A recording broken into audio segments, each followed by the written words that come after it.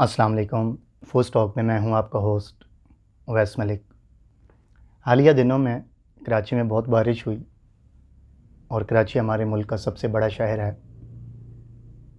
और एक बड़े शहर में जो मुश्किलात होती हैं वही कराची में भी हैं। हमारे एक अज़ीज़ कराची से जहाँ आए हैं वो कराची के एक औस दर्जे के इलाके में रहते हैं और वो वहाँ के बारे में कुछ बताना चाहते हैं। शदीद गुस्सा भी है उनको। आइए उनसे बात करते हैं। अस्सलाम वालेकुम। बस आम बहुत अच्छा किया, बता दिया कि मैं बहुत तबाह हूँ। मैं वाकई बहुत तबाह हूँ। बताओ, वोट लेने आ जाते हैं और फिर खुद बड़ी गाड़ियों में घूमते हैं, हमें नहीं पूछते। मैं कह रहा हूँ वाशरूम जो है खाली पड़ा हुआ है, मुहल्ले में बारिश हो रही है, नहाने को पानी नहीं है, नलके में पानी नहीं है, और बच्चे जो हैं ड्राइंग रूम में कश्तियाँ चला रहे हैं। किसने कहा इतनी बारिश करवाओ? किसने कहा इतनी बारिश करवाओ? हुकूमत को अनारोगी पड़ी हुई है।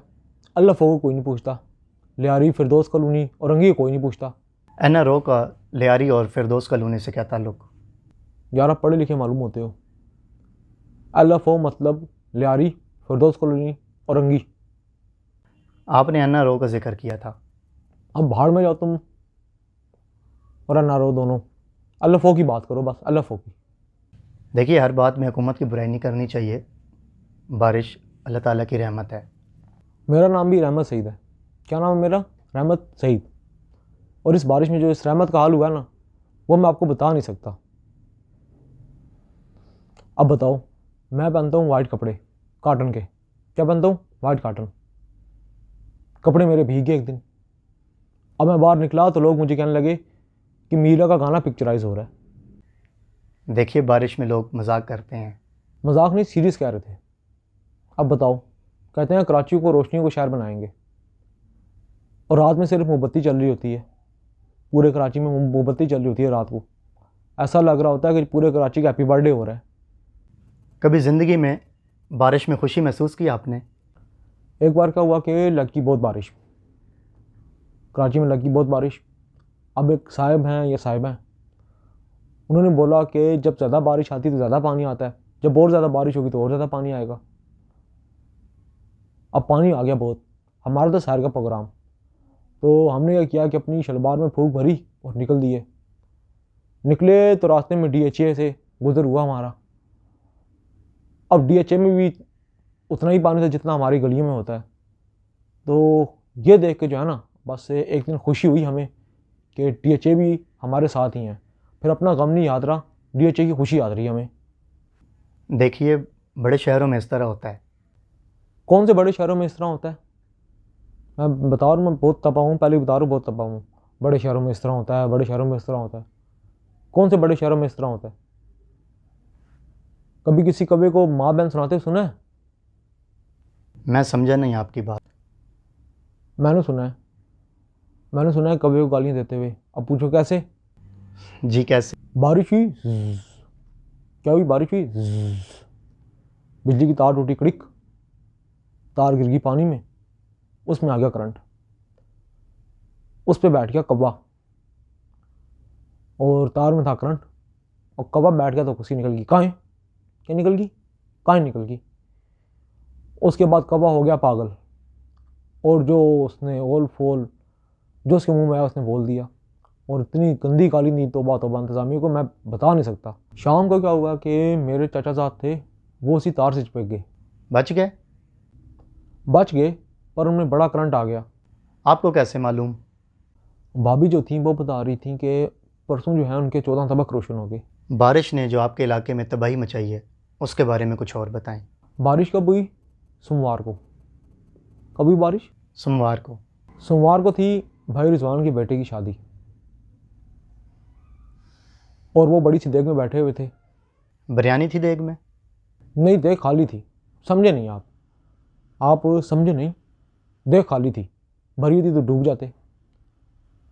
अब भाई रिजवान क्या कर रहे थे कि देग के अंदर बैठे हुए थे और बड़े चमचे से चप्पू चला रहे थे, और सबसे लिफाफे लपेट रहे थे। चप्पू चला के देग में बैठ के सबसे लिफाफे लपेट रहे थे। और फिर एक बाढ़ आई। क्या आई? बाढ़ आई। हाँ, बाढ़ आई। 3 दिन बाद मलीर के पुल से अटके हुए मिले, वो भी इस वजह से कि देग बड़ी थी। क्या बड़ी थी? देग। हाँ, देग बड़ी थी, वरना वो तो निकल दिए थे देग के साथ ही। कराची में आप कब से हैं? 1947 से। कराची पहले कैसा था? इस्लामाबाद जैसा, अब कैसा है? काबुल जैसा। तुम समझे नहीं मेरी बात। मेरे कहने का मतलब यह है कि हमारे पड़ोस में आगे अफ़गानी, अब वो पहनते हैं 15 गज की शलवार। कितने गज की शलवार पहनते हैं वो? 15 गज की। और प्लीज़ आप मुझसे अपनी बात दोहराने के लिए ना कहा करें। ये मेरा स्टाइल है, अगर बात करनी है तो करो, नहीं करनी तो ना करो। बारिश लगी है बाहर, मैं चला जाता हूँ, मुझे बारिश में कोई मसला नहीं है। तो मैं कह रहा था कि वो मोहल्ले में टांग देते हैं 15 गज की शलवार, और उनके सामने हमारी शलवारें पजामियाँ लगती हैं, शर्म आती है। देखिए, जो अगवानी हैं वो हमारे भाई हैं। अगर भाई हैं तो उनको 4-5 दिन के लिए अपने साथ ले जाओ फिर। जो देखिए, हम बात कर रहे थे कराची में बारिश के मसाइल पर। छोड़े कराची का जो हुआ हुआ, कहना बड़ा आसान है कि अफ़गानी हमारे भाई हैं। बताओ, दुम्बा खान के आंतड़ियाँ हमारे घर फेंक देते हैं, ठीक है, दुम्बा खा के आंतड़ी हमारे घर फेंक देते हैं। एक बार हमारे घर आंतड़ी फेंक दी उन्होंने, मैं खार में गया शिकायत करने, बड़ा गुस्सा था, बड़े खार में गया। मैंने बेल बजाई, सामने 7 फुट का अफ़गानी निकला। मैंने पूछा कि बिजली है? वो कहता है चालू ओए। मैं घबरा गया, डर के निकल गया। जो देखिए, हम बात कर रहे थे कराची में बारिश के मसाइल पर। अरे छोड़ो ना तुम बारिश के मसाइल को, तुम ये बताओ परेशानी में दुम्बा कैसे खाते हैं? देखिए, परेशान इसलिए हैं, वहाँ 5 खाते थे, जहाँ 1 खाते हैं।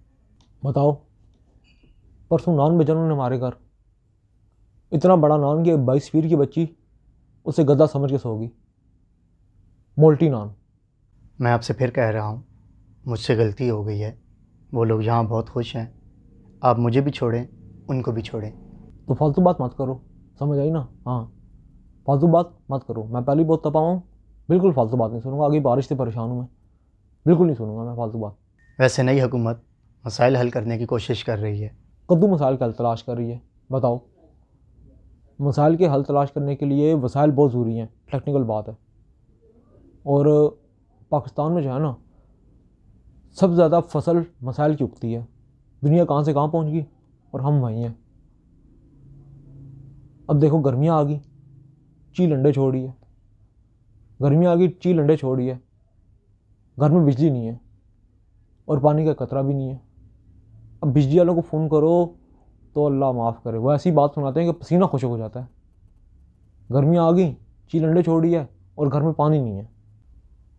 घर में पानी नहीं है और हुकूमत कह रही है कि हम पानी में मंसूबे बना रहे हैं।